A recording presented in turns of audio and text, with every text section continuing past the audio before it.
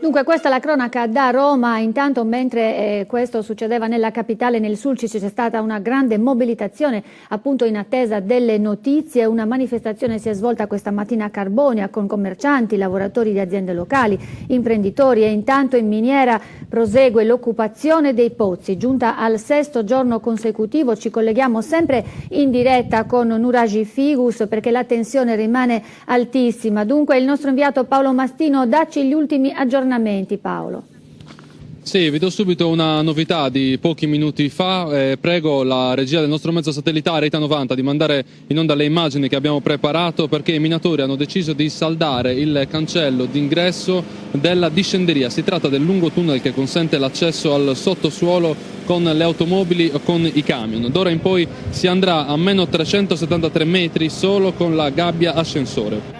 Una questione di sicurezza, ci hanno detto alcuni minuti fa, ma quella di oggi è stata la giornata dell'attesa ma anche dell'unità, il risultato forse più importante di questa mobilitazione. Uniti nella lotta per il lavoro e uniti nella protesta. Qui sono arrivati operai dell'Alcoa e dell'Euralumina, commercianti e artigiani del Sulcis, allevatori del movimento Pastori Sardi. Insomma, la mobilitazione per ora non si ferma, così come l'occupazione della miniera in attesa delle notizie che arriveranno dalla capitale. Abbiamo raccolto delle interviste durante l'assemblea di questa mattina, le vediamo insieme, poi linea allo studio.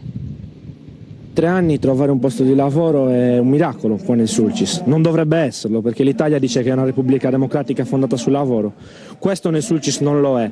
Noi a breve dovremmo spegnere l'impianto perché è quello che sta facendo. Da Roma non arrivano notizie positive, i messaggi che ci mandano i nostri 60 colleghi che sono a Roma non sono di certo positivi. Sicuramente è una situazione molto difficile che non prospettavo qualche anno fa quando sono entrato a lavorare all'Alcoa, ma sicuramente mi auguravo qualcosa di meglio, un futuro sicuramente più roseo. Quasi si chiude l'azienda, si vendono quasi beni di famiglia per continuare ad andare avanti, per non licenziare gli operai che per anni hanno collaborato e quindi sono nostri fratelli e i nostri figli. Questo è quello che si fa, un artigiano serio. Speriamo, vorremmo avere notizie più soddisfacenti, ma speriamo bene perché comunque quello che trapela sino adesso non sono delle buone notizie. Quindi questa è l'ennesima dimostrazione che il territorio ha bisogno soprattutto di lavoro, perché senza lavoro qua non possiamo, ormai il territorio è la fame. E penso che questo sia l'esempio e l'ennesima dimostrazione che il territorio non si vuole arrendere alla disfatta industriale e territoriale di questo paese.